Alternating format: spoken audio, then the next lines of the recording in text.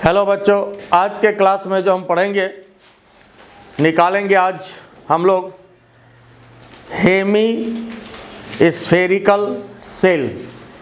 Hemy spherical shell या इसको आप सेमी स्फेरिकल सेल भी कह सकते हैं। तो हेमी स्फेरिकल सेल का सेंटर ऑफ मास निकालेंगे।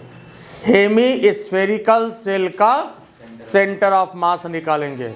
हेमी स्फेरिकल सेल का मतलब हुआ जस्ट लाइक कटोरा। कटोरा समझते हो ना स्पार्क, है ना? कटोरा लाइक स्ट्रक्चर, है ना? कटोरा समझते हो ना? क्या खाते हो कटोरा में? कटोरे खा लेते हो? अच्छा, दूध रोटी खाते हो, ठीक बात है। तो कटोरा समझ में आया ना? तो बस ये कटोरा का जो है निकालना है सेंटर ऑफ मास, है ना? तो हेमी स्फेरिकल सेल, हेमी का मतलब आधा, सेमी का मतलब भी आधा होता है, डेमी का मतलब भी आधा होता है। हेमी, सेमी, डेमी बात एक ही है। तो Hemy spherical shell just like कटोरा। तो ये कटोरा का सेंटर ऑफ मास निकालेंगे, ठीक है, आज की क्लास में। और ये बहुत ही अच्छा कॉन्सेप्ट है, इसलिए ध्यान से देखिए, है ना? ध्यान से पढ़िए, नहीं तो नहीं समझने की पूरी गारंटी है। इसलिए फुल कंसंट्रेशन दीजिए तो फिर समझ में आएगा। आई बात समझ में? बात क्लियर हुआ कि नहीं? अब देखो, तो पहले तो इसका डायरेक्ट याद भी रखना है कि YCM जो होगा इसका, अच्छा, इसमें जो आपको क्वेश्चन पूछा जाएगा XCM के लिए कि YCM के लिए, तो मेजर क्वेश्चन इसमें YCM के लिए बनता है, XCM के लिए बनता ही नहीं है। पूछने वाला उतना बेवकूफ़ नहीं ना होता है। आपको पता है कि XCM जो इसका है वो तो यहीं पर होगा। अगर ये ऑरिजिन है, ये पॉइंट ऑरिजिन है ना, तो XCM तो यहीं पर होगा। इसलिए कि एक्स एक्सिस के अबाउट आधा इधर है और आधा इधर है, तो ये सिमेट्रिकल है, इसलिए यहीं पर होगा। लेकिन YCM यहाँ पर आपसे पूछा जा रहा है। YCM ऐसा, इसका डायरेक्ट आंसर आप याद रखेंगे R/2। क्या होता है इसका आंसर? R/2 आप डायरेक्ट याद रखेंगे for the objective question. Objective question के लिए निकालने की जरूरत नहीं पड़नी चाहिए, तो डायरेक्ट इसका याद भी रखना है, ठीक है। अब देखिए तरीका क्या होगा इसको निकालने का। तो सबसे पहले यह क्या है, यह एक कटोरा लाइक स्ट्रक्चर है, ठीक है, कटोरा लाइक स्ट्रक्चर है। और कटोरा को जो है अगर हम इस तरह से काटते चले जाए, मान लो प्लास्टिक का कटोरा है ना, स्टील वाला कटोरा तो नहीं ना कटाएगा, है ना, कट जाएगा। अच्छा ठीक है, तुम लोग जवान आदमी हो, कोई बात नहीं, उसको भी काट देना। तो ठीक है, मान लो प्लास्टिक का कटोरा है, उसको आप इस तरह से आप काटते चले जाइए, तो क्या मिलेगा? प्लास्टिक के कटोरा को काटोगे ऐसे ऐसे, तो बताओ क्या मिलेगा? क्या मिलेगा? क्या मिलेगा? सर्कुलर रिंग मिलेगा। बोलो, मिलेगा या नहीं मिलेगा? प्लास्टिक के कटोरा को अगर हम काटते चले जाएं इस तरह से, तो क्या मिलेगा? Circular ring. तो हेमी स्फेरिकल सेल को ढेर सारे एलिमेंट्री रिंग में हम कट कर सकते हैं कि नहीं कर सकते हैं? सबसे पहली बात तो इस बात को यहां पर लिखना है, Hemy spherical shell can be divided into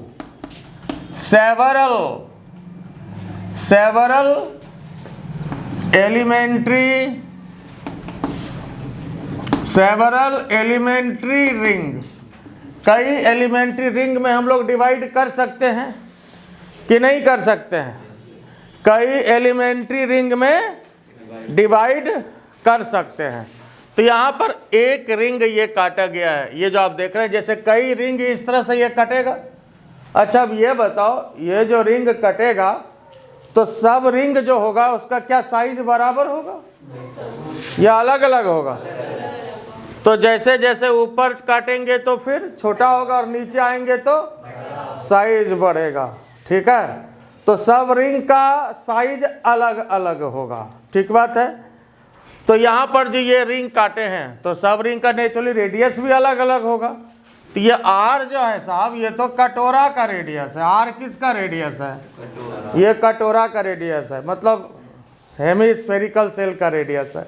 और यहाँ जो रिंग काटे ये जैसे आर है तो ये कितना हो गया आर कॉस थीटा, ये क्या हो गया आर साइन थीटा। ये आपका रेडियस है आर, ये कटोरा का रेडियस हो गया मतलब हेमिस्फेरिकल सेल, तो ये आपका आर कॉस थीटा हो गया और ये क्या हो गया आर साइन थीटा। आई बात समझ में। तो यहाँ पर यही जो ये कटोरा को जो हम लोग इस तरह से कई रिंग में काटेंगे तो यह आपका एक रिंग है और इसका रेडियस कितना हो गया आर कॉस थीटा। ये किसका रेडियस है, ये आर कॉस थीटा किसका रेडियस है, रिंग का रेडियस है। कोई भी जो एक एलिमेंट्री रिंग हम लोग कंसीडर करेंगे उसका रेडियस कितना है आर कॉस थीटा है। ठीक है, देखो जैसे जैसे इधर आते जाएंगे थीटा का मान क्या होगा, यहाँ देखो थीटा का मान घटता जाएगा और कॉस में जब थीटा घटेगा तो बढ़ेगा। यहाँ चले आएंगे थीटा का मान 0 और कॉस 0 1 तो रेडियस आपका आर हो गया। जैसे जैसे नीचे जाएंगे रेडियस आपका बढ़ता चला जाएगा। आई बात समझ में।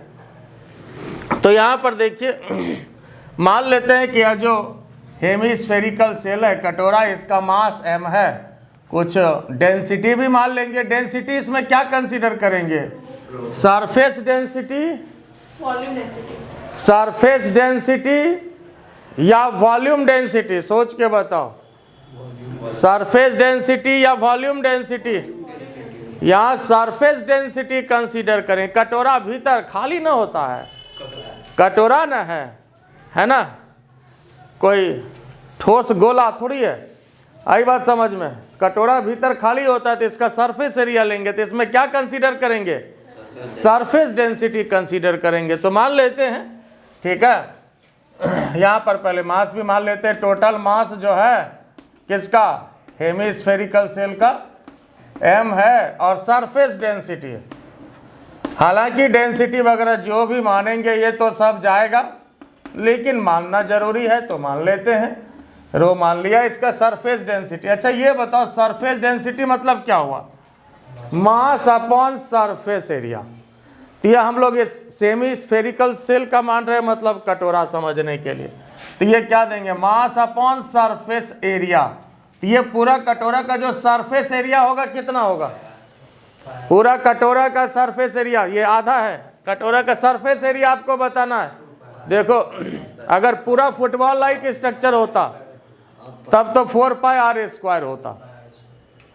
मान लो एक कटोरा इधर से एक कटोरा नीचे से लगा दिए, तब देखो ये फुटबॉल लाइक स्ट्रक्चर बन गया। एक ऊपर से कटोरा लगाए, एक नीचे से लगाए, अब क्या हो गया, पूरा फुटबॉल हो गया। तो इसका एरिया होगा 4 पाई आर स्क्वायर। एक कटोरा तो हटा दिए तो 2 पाई आर स्क्वायर होगा। बात समझ में आया।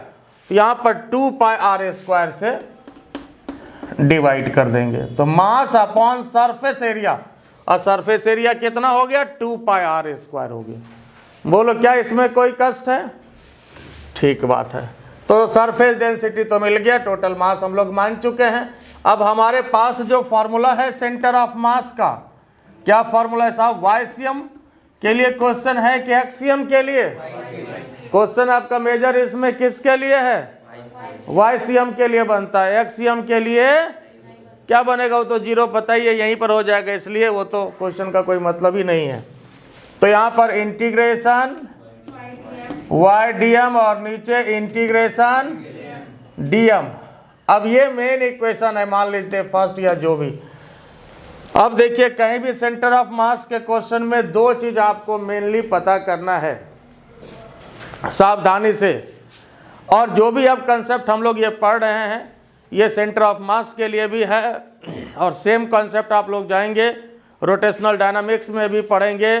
सिमिलर कॉन्सेप्ट आपका ग्रेविटेशन में भी यूज होगा। तो ये कॉन्सेप्ट बार बार आने वाला है। सिमिलर कॉन्सेप्ट, सेम नहीं होता लेकिन मिलता जुलता कॉन्सेप्ट होता है, ठीक है।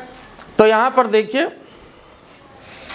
2 चीज आपको निकालना है, ये इसका बैकबोन है इस टॉपिक का। एक तो y आपको निकालना होता है और दूसरा dm निकालना होता है। dm साहब को निकालना है। dm क्या है, mass of the elementary part. जैसे यहाँ पर ये कटोरा लाइक स्ट्रक्चर, इस कटोरा में ऐसे ऐसे काटे हैं तो ये इसका रिंग एलिमेंट्री पार्ट है। इस कटोरा को कई रिंग में डिवाइड किया गया है। तो यहाँ पर जो है ऐसे ही जो देख रहे हैं आप, ये वाला पार्ट या जो है ये रिंग है, this is your elementary part. तो इस एलिमेंट्री पार्ट का क्या चाहिए? मास चाहिए। डीएम क्या है? Mass of the elementary part. तो क्या चाहिए? इसका मास चाहिए। आई बात समझ में? ये मेन है। और दूसरा जो है y का वैल्यू चाहिए। तो ये बताओ कि यह जो आपका रिंग है, फिगर आपका 3 डायमेंशनल है। फिगर कैसा है? 3 डायमेंशनल फिगर है। तो यहाँ पर जो y चाहिए, यह जो आपका रिंग आप देख रहे हैं, यह जो आप रिंग देख रहे हैं, इसका y कोऑर्डिनेट। तो देखिए ये रेडियस कटोरा का r है, तो इसका यहाँ पर y कोऑर्डिनेट कितना होगा बताओ तो? r साइन थीटा होगा। तो y कोऑर्डिनेट इसका r साइन थीटा होगा। तो एक तो आपके पास यहाँ पर आ गया, y कोऑर्डिनेट जो होगा इसका r साइन थीटा होगा। y कोऑर्डिनेट कितना होगा? r साइन थीटा होगा। आई बात समझ में? अब दूसरा जो निकालना, ये निकालना, यह जो आपका रिंग है, इसका मास चाहिए। क्या चाहिए? इस रिंग का मास चाहिए।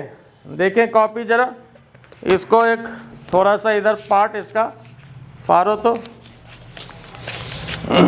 इतना पार्ट को इसको फाड़ो, समझाते हैं। देखिए तो यहाँ जो है अब क्या निकालना है? डीएम साहब को निकालना है। अब ये बताइए कि डीएम साहब क्या है? डीएम क्या है? Mass of the elementary part. और ये एलिमेंट्री पार्ट यहाँ पर क्या है? एलिमेंट्री रिंग है। एलिमेंट्री पार्ट यहाँ पर क्या है? एलिमेंट्री रिंग है। अब देखिए यह जो एलिमेंट्री रिंग है, ये आपका देखिए ये इस टाइप का बनेगा, जस्ट लाइक ऐसा एलिमेंट्री रिंग बनेगा। जरा देखिए, ये आपका एलिमेंट्री रिंग होगा, ठीक है? इसी तरह से होगा, थोड़ा और पतला हो सकता है, यही ना। अब हमको इसका मास चाहिए। तो मास के लिए क्या चाहिए? पहले एरिया चाहिए, क्योंकि सरफेस डेंसिटी तो हम माने हुए हैं, रो है। इसका एरिया चाहिए। अब बताओ इसका एरिया कैसे निकालोगे? एरिया चाहिए इसका। एरिया कैसे निकालोगे इसका? तोड़ कैसा करते हैं? इसको सीधा कर देते हैं। अब देखिए ये रेक्टेंगल के समान हो गया। रेक्टेंगल के समान हो गया तो इसका एरिया के लिए लंबाई गुना चौड़ाई कर लेंगे। लंबाई गुना चौड़ाई कर लेंगे तो नहीं हो जाएगा कि नहीं होगा? बोलो। तो अब ये बताओ, पहले जो ऐसे था, इसको तोड़ के क्या किया? इसको सीधा कर लिया। सीधा कर लिया ऐसे। तो पहले जो सरकमफेरेंस थी वो अब क्या हो गई? लंबाई हो गई। सरकमफेरेंस कितनी थी? सरकमफेरेंस इसकी परिधि, परिधि इसका परिधि कितना हो जाएगा? 2 पाई परिधि, 2 पाई r cos थीटा। तो सरकमफेरेंस, और इसको थिकनेस से गुना कर देंगे। इसका थिकनेस कितना है? अब यहाँ पर देखो ये r है, ये d थीटा है। तो यहाँ पर इसका जो हम लोग थिकनेस मान रहे हैं, यह जो थिकनेस है ये कितना है? r d theta. इसका भी बहुत यूज होता है, इसको डायरेक्ट याद रखना भी है। जैसे r है, ये d थीटा हो गया, तो थिकनेस कितना हो गया इसका? r d theta. तरीका बस वही होता है, जैसे d theta equal to r का अपॉन रेडियस वाला। मान लो ये m हो, ये n हो, तो m n अपॉन r। तो m n कितने के बराबर होगा? r d थीटा के बराबर हो गया। तो इसका थिकनेस कितना हो गया? r d theta.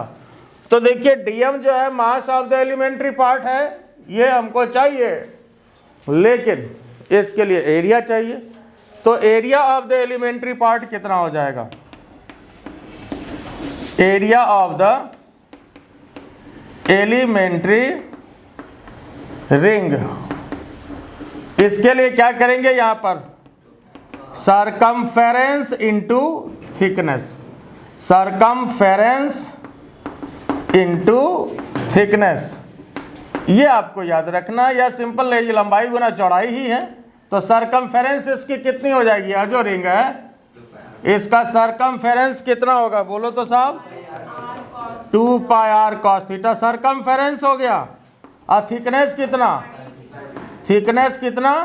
r d theta. तो यही देखिए, यह जो एरिया निकालना था इसको तोड़ के सीधा किया। तो जो सरकमफेरेंस थी वो लंबाई हो गई और जो थिकनेस थी वो इसकी चौड़ाई हो गई। तो यही हुआ सरकमफेरेंस और इनटू थिकनेस। आगे भी इस कॉन्सेप्ट का काम पड़ेगा, कई टॉपिक में आगे आने वाला है ये कॉन्सेप्ट, तो याद रखिएगा इसको। डायरेक्ट सरकमफेरेंस इनटू थिकनेस क्या करना है, सरकमफेरेंस इनटू थिकनेस क्या करना है, सरकमफेरेंस इनटू थिकनेस, याद रखिएगा। तो ये आपको जो है मिल गया कितना साहब, देखिए तो ये देखो कितना हो गया, 2 pi r square cos theta d theta. कोई तकलीफ इसमें? ये क्या निकला आपका एरिया।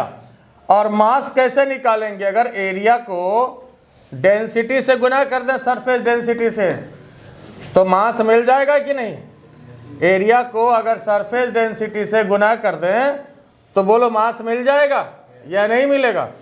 तो यहाँ पर इसका डीएम निकालने के लिए क्या करेंगे, अब यहाँ इसको डेंसिटी से मल्टीप्लाई कर देंगे। आई बात समझ में? तो मास मिल जाएगा। कोई तकलीफ इसमें? तो आइए पहले इसको लिख लीजिए, फिर आगे डिस्कस कर रहे हैं।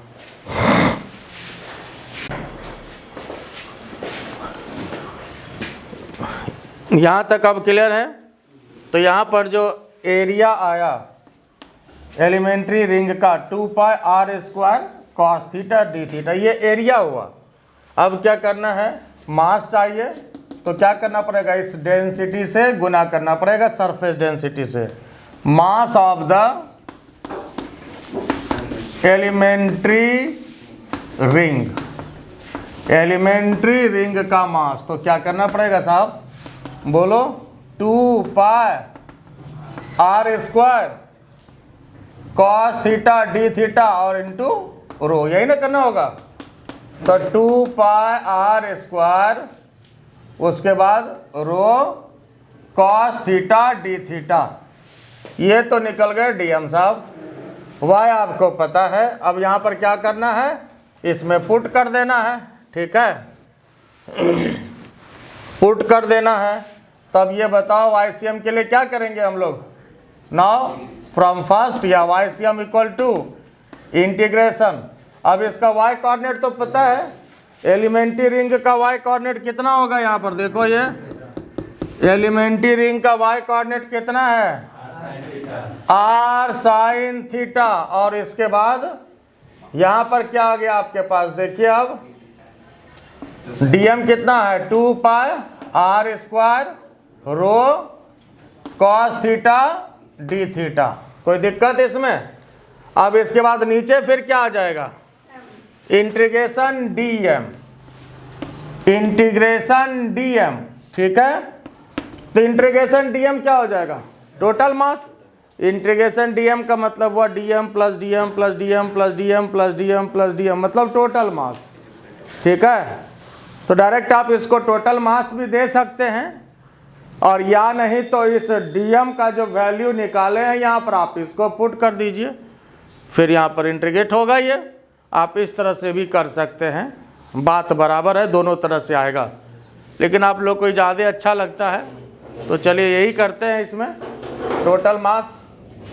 तो यहाँ देखिए क्या करना है इस पर, टोटल मास ना, चलो ठीक, बढ़िया बात है। अब इसमें जो कांस्टेंट हो बाहर निकाल दो, रो बाहर निकाल दिया है ना, 2 पाई भी है, 2 पाई बाहर निकाला, रो बाहर निकाला, आर क्यूब बाहर निकाला। उसके बाद अंदर क्या बच गया,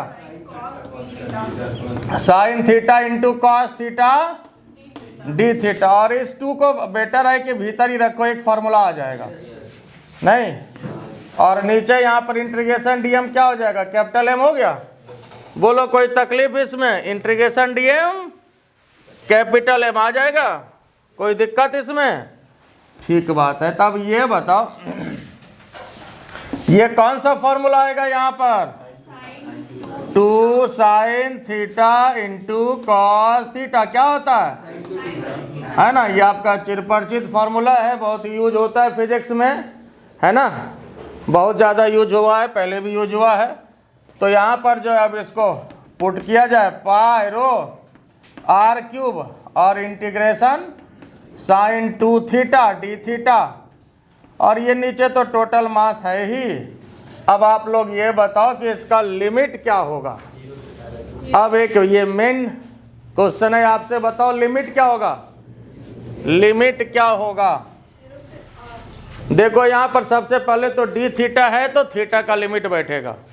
क्या है यहाँ पर, डी थीटा है तो लिमिट किसका बैठेगा, थीटा का। डी थीटा होता है थीटा का लिमिट बैठता है, डी टी होता है तो टी का लिमिट बैठता है, डी भी होता है तो भी का लिमिट बैठता है, डी जेड होता है तो जेड का लिमिट बैठता है।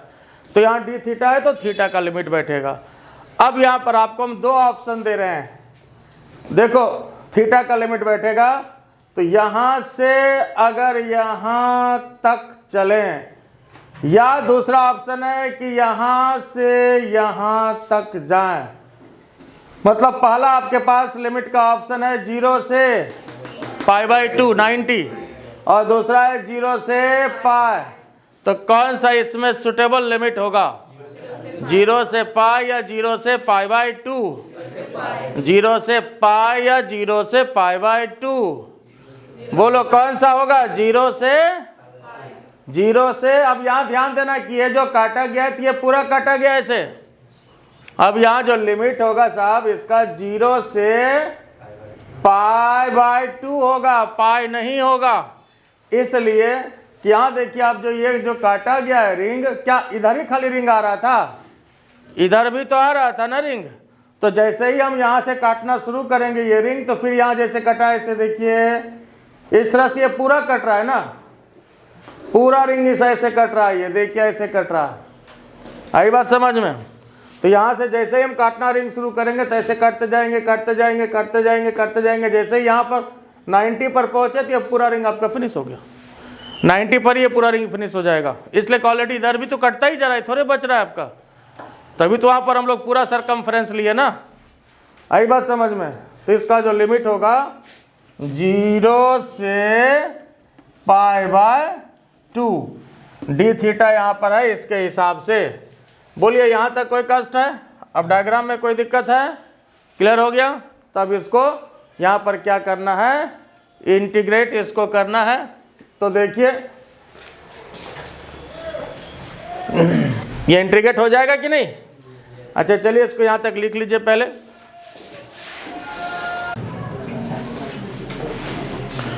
अब देखिए तो यहाँ पर इसका जो लिमिट है 0 से π/2, तो ये YCM आपका देखिए कितना हो जाएगा, π r³ और sin 2 थीटा का इंटीग्रेशन कितना होता है, sin 2 थीटा का इंटीग्रेशन, साइन का इंटीग्रेशन क्या होता है, माइनस कॉस। तो माइनस कॉस 2 थीटा अपॉन 2 और लिमिट इसका 0 से π/2 और नीचे तो आपका टोटल मास है ही, कोई तकलीफ इसमें। तो यहाँ पर π r³ और इस 2 को भी बाहर निकाल लेते हैं, ठीक है। तो अब माइनस को भी बाहर निकाल लो, झंझटे खत्म। तो cos 2 थीटा और तरीका है 0 से π/2, इसको लिमिट बैठाना है। और अब समय आ गया कि हम लोग रो का भी मान बैठा दें तो अच्छा ही रहेगा। नहीं, रो का क्या वैल्यू था जी, m/2πr², यही ना। तो यहाँ पर हम लोग वैल्यू भी इसका हम लोग बैठाते चलें। रो का वैल्यू हो जाएगा m/ कितना 2πr², यही ना। और r³ अपने जगह पर था, नीचे मास भी है। अब उसके बाद इधर हम लोग लिमिट को बैठाएं। तो यहाँ पर चलो एक स्टेप और लेते हैं, 0 से π/2। अब जो इसमें कटे कटाइए, पाई खत्म हो गया, मास भी खत्म हो गया, क्या बचा अब देखो तो ऊपर r² भी r³ से एक r ऊपर बचेगा, यही ना। और नीचे क्या हो गया 4, यही ना। ठीक बात है। अब लिमिट बैठाने का क्या तरीका है, थीटा के स्थान पर ऊपर वाला लिमिट तो π/2, यही ना। फिर माइनस करके क्या करना है, cos 2 × 0 तो 0 हो गया। ये भी आपका देखिए -r/4 और ये कितना हो गया cos π, cos 180 -1, cos 0 कितना, ये भी 1, तो कितना आ गया देख लो -r/4 और ये आपका -2 माइनस माइनस प्लस हो गया, तो ये कितना हो जाएगा 2 2 कैंसिल, तो r/, और आंसर तो आपको पहले से पता है कि YCM होना कितना चाहिए r/2, ये बात साबित हो गया। बोलो इसमें कोई दिक्कत है? और ये याद भी आंसर रखिएगा r/2, चूंकि आगे जो इसके हम लोग निकालेंगे सेमी सॉलिड स्फीयर का moment of centre of mass, semi solid sphere का जो हम लोग निकालेंगे सेंटर ऑफ मास, उसमें इसकी जरूरत भी पड़ेगी, तो इसको याद रखना है, ठीक है। और ये जो हम लोग निकाले किसका सेंटर ऑफ मास निकाले, किसका निकाले, हेमी स्फेरिकल सेल का सेंटर ऑफ मास निकाले। इसका देख लीजिए हेडलाइन वंस अगेन। तो हमने क्या किया कि जैसे मान लो ये एंगल थीटा लिया और थीटा एंगल पर डी थीटा एंगल बनाता हुआ कोई भी एलिमेंट्री पार्ट कंसीडर हम लोगों ने किया है ना। जैसे कटोरा है, कटोरा को ऐसे ऐसे काटते जाएंगे तो क्या मिलेगा, पतला पतला सर्कुलर रिंग मिलेगा, तो एलिमेंट्री पार्ट इसका सर्कुलर रिंग हुआ, ठीक है। और कहीं भी सेंटर ऑफ मास में जो फॉर्मूला आपको यूज होता है इंटीग्रेशन YDM और अपॉन इंटीग्रेशन DM, ये तो आपका M हो जाएगा, ठीक है। तो इंटीग्रेशन YDM, तो यहाँ पर चूंकि DM एलिमेंट्री पार्ट आपके पास है, इसका क्या किया, पहले मास निकाला और इसका y कोऑर्डिनेट एलिमेंट्री पार्ट का फिगर 3 डायमेंशनल है, तो ये रेडियस अगर r है, ये r cos थीटा हुआ, तो इसका y कोऑर्डिनेट तो r sin थीटा तो हुआ ही, इसमें कोई शक नहीं। तो y कोऑर्डिनेट इसका r sin थीटा, इसके स्थान पे r sin थीटा बैठा दिया, बाकी DM जो है एलिमेंट्री पार्ट का जो मास है ये यहाँ पर पुट कर दिया। आई बात समझ में? और लास्ट में लिमिट बैठा दिया, और लिमिट जो लेना है 0 से π/2, इसलिए कि पाई इसलिए नहीं होगा कि यहाँ पर जो हम लोग देखिए जैसे यहाँ से ये छोटा सा ये जैसे ये काटे, ये क्या रिंग इधर नहीं आएगा क्या, उधर ही थोड़ी रिंग जा रहा है, रिंग इधर भी आ रहा है। इसलिए जैसे यहाँ से काटते काटते काटते काटते हम लोग यहाँ पहुँचे, इधर वाला भी साफ हो गया, इधर आपका बचा नहीं है। अब आई बात समझ में? जैसे यहाँ से हम लोग शुरू किया काटना, यहाँ काटे, यहाँ काटे, यहाँ काटे, यहाँ काटे, यहाँ काटे, तो ये इस तरह से जैसे हम लोग एंगल हम लोग यहाँ पहुँचेंगे तो इधर वाला भी साफ मैदान है। आई बात समझ में? तो 0 से π/2 का लिमिट यहाँ पर बैठेगा और हम लोग इंटीग्रेट कर देंगे, तो ये आपको मिल गया। और फिर एक बार कहते हैं, इसको याद रखिएगा, YCM कितना हो गया, r/2। बोलो इसमें कोई दिक्कत? अब आइए टाइप 9 कॉन्सेप्ट, इसमें जो निकालेंगे centre of mass of hemi solid sphere. किसका सेंटर ऑफ मास निकालेंगे, हेमी सॉलिड स्फीयर। इसको सेमी सॉलिड स्फीयर भी कह सकते हैं, अर्धगोला, सेमी सॉलिड स्फीयर या हेमी सॉलिड स्फीयर, ठीक है। इसका हम लोग सेंटर ऑफ मास निकालेंगे। अब ये बताइए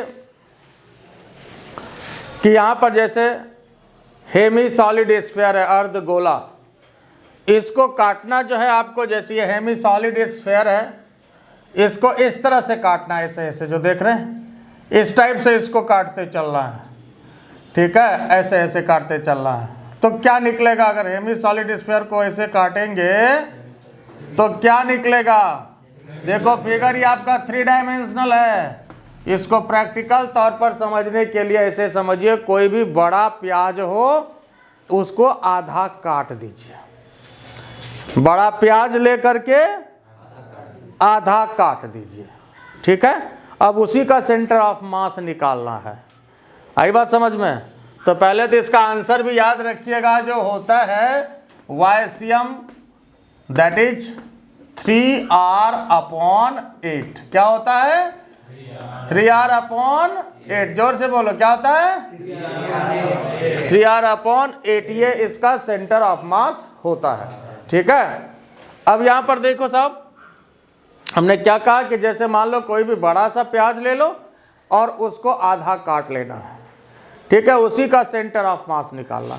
तो ये बताओ कि जैसे प्याज को अगर इस तरह से ये ऐसे काटते चले जाएंगे ऐसे सलाद जैसा नहीं काटना है, ऐसे ऐसे ऐसे देखो, काट मान लो नहीं भी सको, इमेजिन तो कर ही सकते हैं ना। तो प्याज तो ऑलरेडी उसी टाइप से बना ही होता है वो, जरा देखो, इसलिए प्याज का एग्जांपल ले रहे हैं कि प्याज को ऊपर से मान लो काट नहीं सको, ऊपर से छिलका इसका हटाते चलो, ऊपर से छिलका ऐसे हटाते चलो, तो क्या मिलेगा? वह एक क्या मिलेगा? हेमी, क्या मिलेगा वह? बताओ बताओ क्या मिलेगा? क्या मिलेगा? हेमी स्फीयर मिलेगा और होलो होगा, है ना। जिसके पहले जो निकाले, इसके पहले जो निकाले वो मिलेगा, ठीक है। Hemy spherical shell, Hemy spherical shell मिलेगा। आई बात समझ में? क्या मिलेगा? हेमी स्फेरिकल सेल, जो इसके पहले हम लोग निकाले उसका इसमें यूज भी है, ठीक है। और जो रिजल्ट निकाले थे y = r/2, उसका भी इसमें एप्लीकेशन है। तो क्या मिलेगा? हेमी स्फेरिकल सेल मिलेगा। मान लो प्याज को काट नहीं सको, इमेजिन तो कर सकते हैं ना, कि नहीं कर सकते हैं? जैसे आधा प्याज है, ऊपर से बड़ा छिलका हटाओ, है ना। तो इस तरह से इमेजिन कर सकते हैं, हटाते जाइए। तो यहाँ पर इस तरह से जब काटेंगे ना, तो यहाँ पर एक जो उसका जैसे ये जो छिलका होगा, तो हेमी स्फेरिकल सेल मिलेगा, कटोरा लाइक स्ट्रक्चर मिलेगा। सिंपली छोटा कटोरा, बड़ा कटोरा, इस टाइप से प्याज को काटोगे तो लाइक कटोरा स्ट्रक्चर मिलेगा। ऐसे समझो, समझने के लिए, ठीक है। तो x डिस्टेंस पर और dx इसका थिकनेस है, और ये तो आपका जो है प्याज का रेडियस हो गया, ठीक है। मतलब ये तो हेमी सॉलिड स्फीयर का रेडियस है, और x डिस्टेंस पर इसका थिकनेस कितना है? dx है। और इसमें डेंसिटी कैसा लेंगे? सरफेस डेंसिटी की वॉल्यूम डेंसिटी? तो इसमें डेंसिटी जो लेंगे ना जनाब, वॉल्यूम डेंसिटी। तो बिल्कुल सही बात है, वॉल्यूम डेंसिटी रो माना और मास अपॉन वॉल्यूम। तो ये बताओ कि वॉल्यूम कितना हो जाएगा? आधा प्याज का वॉल्यूम चाहिए, पूरा प्याज होता तब तो 4/3 πr³ होता, लेकिन यहाँ क्या हो जाएगा? 2/3 πr³ या 4/3 πr³ लेके 2 से भाग दे दीजिए तो वही हुआ, ठीक है ना। तो इसमें ये आपका बना वॉल्यूम डेंसिटी। तो मास अपॉन वॉल्यूम, वॉल्यूम कितना? आधा प्याज है, ये पूरा प्याज होता तब तो सॉलिड स्फीयर होता, इसका वॉल्यूम लेते हैं हम लोग 4/3 πr³, लेकिन ये आधा प्याज है ना, तो आधा प्याज का वॉल्यूम कितना लेंगे? 2/3 πr³ लेंगे। बोलो कोई तकलीफ इसमें? ये आधा प्याज है, बात समझे कि नहीं? ठीक बात है। अब यहाँ देखिए, अब फिर तरीका क्या होगा, देखो जैसे ये आपका आधा प्याज है और इसमें इस तरह से ढेर सारा कटोरा निकलेगा, हेमी स्फेरिकल सेल निकलेगा। तो यहाँ पर semi solid sphere can be divided into several hemi sphere, hollow sphere, है ना। सॉलिड स्फीयर को डिवाइड कर सकते हैं, ये आपका हेमी सॉलिड स्फीयर है। Solid sphere can be divided into several hemi spherical shell. अब इसमें भी प्याज नहीं लिख देना है, समझाने के लिए बता रहे हैं जो प्याज है ना। ऐसा नहीं कि आप ये प्याज और आलू कर लेना इसमें, ठीक है। तो बात समझ गए ना। तो hemi solid sphere can be divided into several hemi spherical shell. अब यहाँ पर देखो, तो अब करना क्या, जरा ध्यान से देखिए। हमको क्या चाहिए? YCM चाहिए। तो YCM के लिए एकदम जो ओरिजिनल फार्मूला वो लगा दीजिए, YDM और नीचे इंटीग्रेशन DM, है ना। तो अब यहाँ देखिए, सबसे पहला काम क्या बोले, इसका y कोऑर्डिनेट चाहिए एलिमेंट्री पार्ट का। तो इसका जो एलिमेंट्री पार्ट है ये है ना, ये जो कटोरा निकलेगा प्याज में, निकलेगा ना, कई कटोरा निकलेगा, इस तरह से काटते जाओगे तो छोटा छोटा छोटा छोटा, फिर बड़ा, फिर बड़ा, फिर बड़ा, ऐसे। तो यहाँ पर ये वाला जो कटोरा है, इसका y कोऑर्डिनेट कितना होगा? r/, अभी निकाले थे। तो इसका रेडियस कितना है? x है कि r है? कटोरा का x है, तो x/2 हो जाएगा ना यहाँ पे। तो युजवा यहाँ पर इसका कि नहीं? तो अभी इसके पहले जो बताए थे उसका युजवा y = r/2, और यहाँ पर r के स्थान पर क्या दे दें? तो ये x/2 हो जाएगा। एक बात तो हो गया। अब दूसरा है ये DM साहब को निकालना, ये मेन टारगेट होता है। डीएम साहब को निकालना, फिर तो मैथमेटिक्स हो जाता है। तो डीएम जो है क्या है साहब, मास ऑफ द ये एलिमेंट्री पार्ट, या जो एलिमेंट्री कटोरा देख रहे हैं इसका मास निकालना, एलिमेंट्री कटोरा का, है ना, mass of the elementary part. तो डीएम है क्या साहब, मास ऑफ एलिमेंट्री, क्या एलिमेंट्री पार्ट भी लिख सकते हैं आप, नहीं तो elementary hemispherical shell, elementary hemispherical shell, elementary hemispherical shell. कोई तकलीफ इसमें? अब निकालना है, तब ये बताओ कि इसका कैसे निकालेंगे मास। जैसे ये कटोरा लाइक हुआ स्ट्रक्चर, तो इसका कैसे मास निकालें, इसका क्या चाहिए हमको, क्या चाहिए इसका, वह जो आपको कटोरा मिलेगा, ठीक है, इसका सरफेस एरिया चाहिए, है ना, एरिया को थिकनेस से गुना कर देंगे तो वॉल्यूम निकल जाएगा। तो इसका जो सरफेस एरिया होगा कितना होगा, ये बताओ, ये कटोरा का सरफेस एरिया,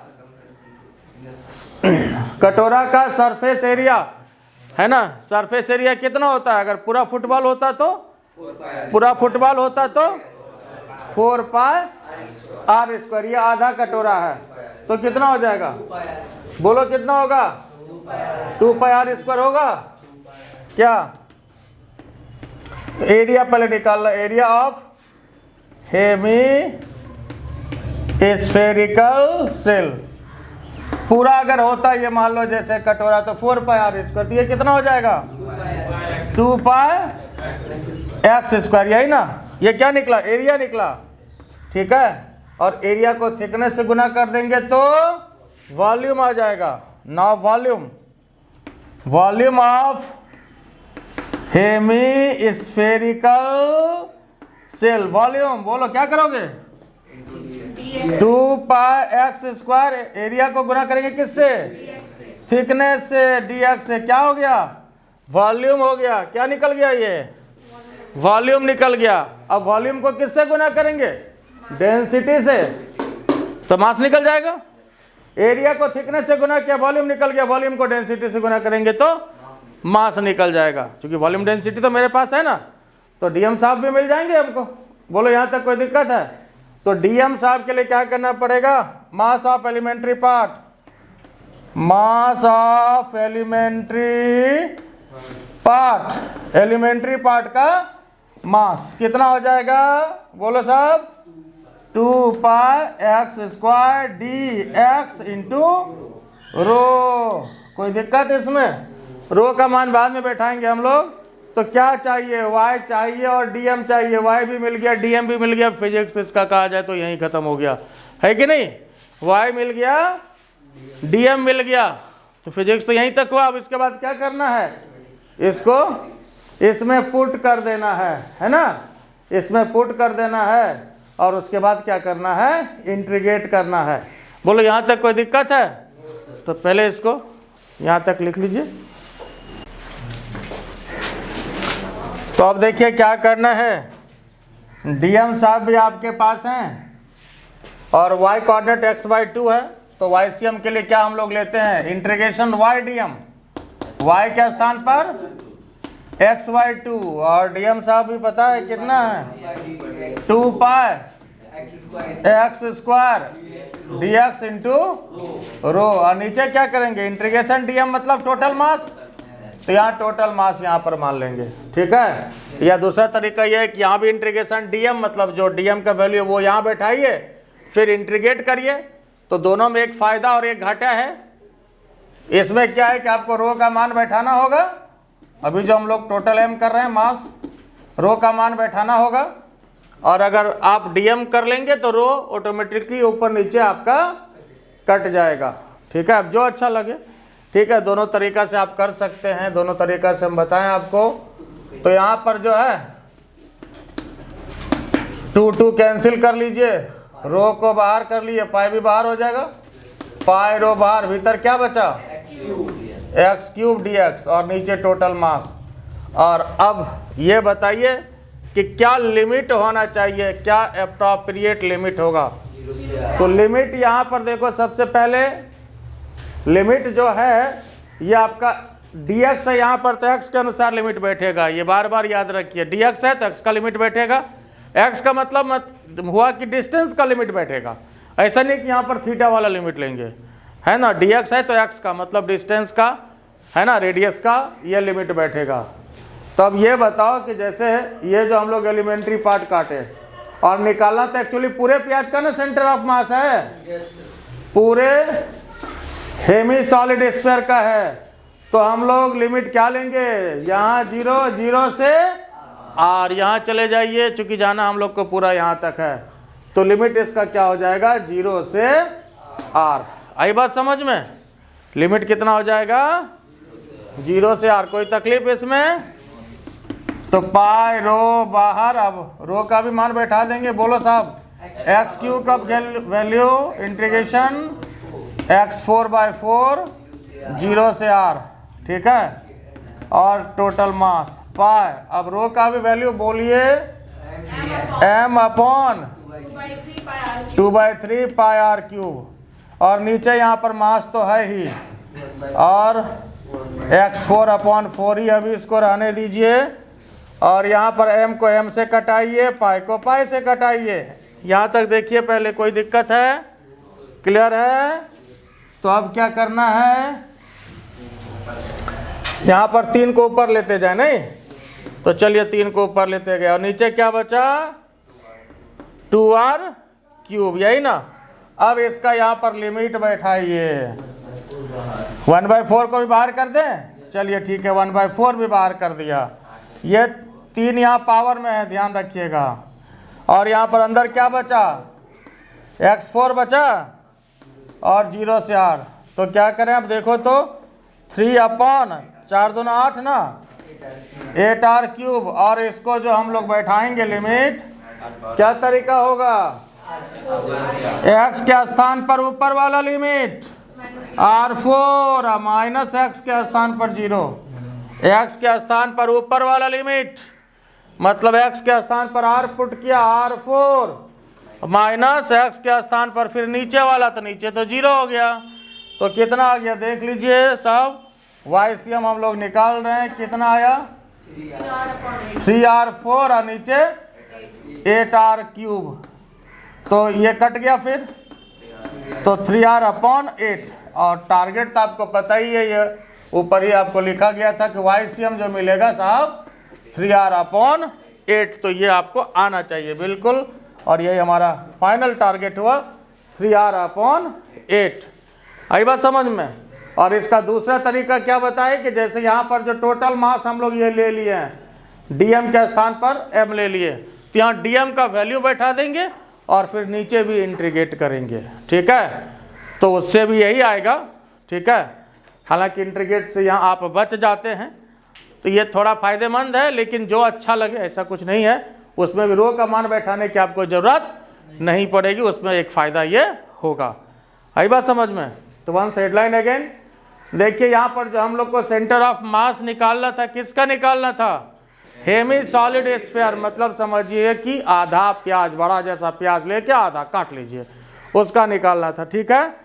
और प्याज को जैसे ऊपर से वैसे करके छिलका ऐसे हटाते चलें, तो प्याज में से छिलका जैसे हटाते हो पूरा एकदम हटाना है, तो वो क्या बनेगा, एक कटोरा जैसा निकलेगा, है ना। पहले बड़ा कटोरा, फिर उससे छोटा, फिर उससे छोटा, फिर उससे छोटा। तो इसका जो एलिमेंट्री पार्ट होगा वह एक कटोरा जैसा स्ट्रक्चर होगा, जो प्याज में जैसे निकला, है ना, तो कटोरा लाइक स्ट्रक्चर होगा, तो हेमी स्फेरिकल सेल होगा वो, ठीक है। तो यहाँ पर एक एलिमेंट्री पार्ट इसका ये माना, ठीक है, ये जो आप देख रहे हैं। उसके बाद इसका फिर हम लोग मास निकाले एलिमेंट्री पार्ट का, और YCM तो पता है इसका कितना होगा, इसके पहले हम लोग निकाले हुए हैं। YCM कितना होगा r/2, तो यहाँ पर x/2 पुट किया, है ना। तो ये दो ही चीज़ तो मेन है आपके सेंटर ऑफ मास में, दो ही चीज मेन है। फिर याद रखिए integration YDM upon integration DM, ठीक है, इंटीग्रेशन YDM और नीचे इंटीग्रेशन DM। तो यहाँ पर साहब y कोऑर्डिनेट इसका और ये DM साहब का वैल्यू निकाला, ये दो चीज सही सही पुट कर दीजिए और इसको इंटीग्रेट कर दीजिए अप्रोप्रिएट लिमिट के अनुसार, फिर आपको सेंटर ऑफ मास मिल जाएगा। बोलो इसमें कोई दिक्कत है? ये बात समझ में आया या नहीं आया? ये क्लियर है? तो चलिए फिर ठीक है, आज इतना ही। और हमारा चैनल क्या करें, अच्छा लगे तो लाइक करें, शेयर करिए, सब्सक्राइब करिए, इससे फ़ायदा आपको होगा। और अगर आपको स्पेशल वीडियो चाहिए, स्पेशल टॉपिक का डिमांड हो तो वो भी आप कर सकते हैं। Thank you.